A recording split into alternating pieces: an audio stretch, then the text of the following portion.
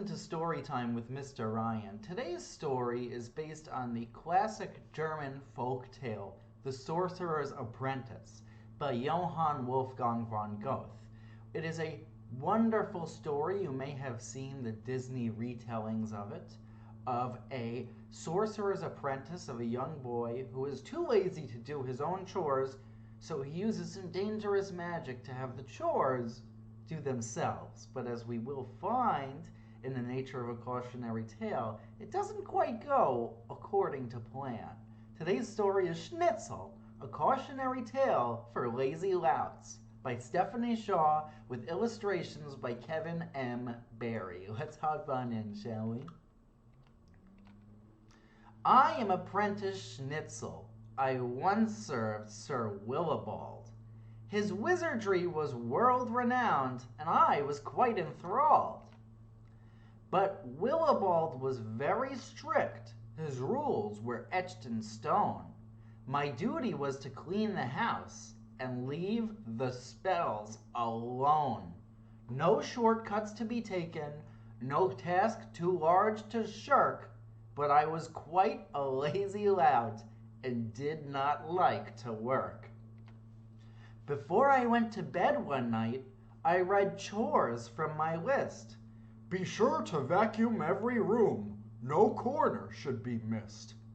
Of all the housework left to me, this one I liked the least. Our temperamental vacuum behaved like such a beast. The doorbell chimed at midnight, and startled, I awoke.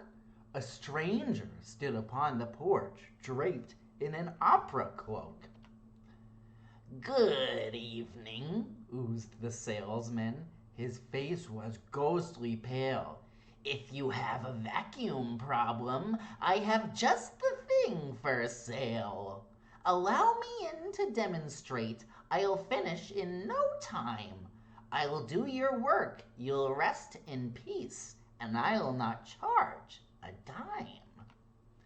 No charge to do the work for me? What harm to ask him in? Step right inside, I told him. He gave a toothy grin.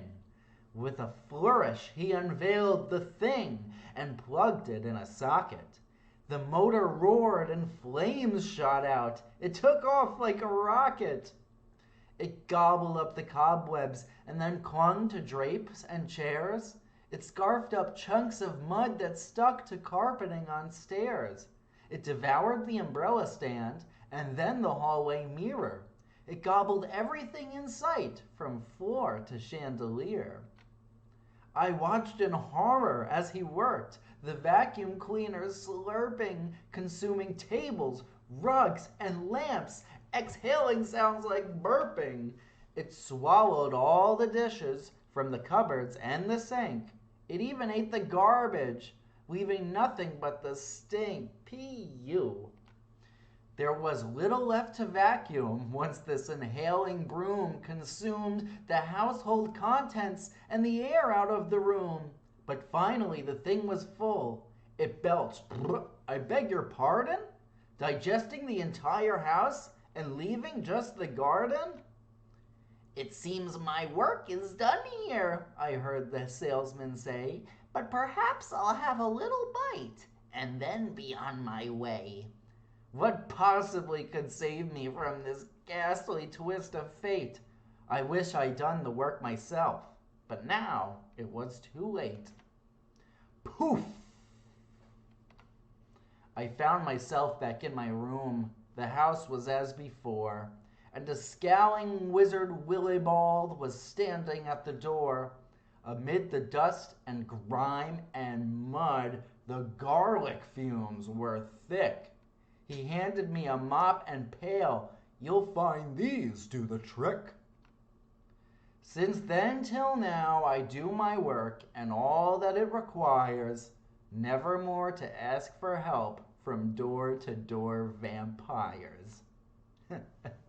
Well, thank you all very much for joining me today. This has been a wonderful little retelling of a fantastic folktale. Remember, there aren't very many shortcuts, right? So if you have some chores, be sure to do them before they catch up to you. Well, thank you all very much for joining me. I loved reading this story. I hope you enjoyed its poetic, sing-songy nature. Please feel free to check out the other stories I have on this channel, or if you're looking for fun activities you can do from home, go ahead and check out veronalibrary.org/children. Until next time, I'll be seeing you. Thanks for stopping by. Bye-bye.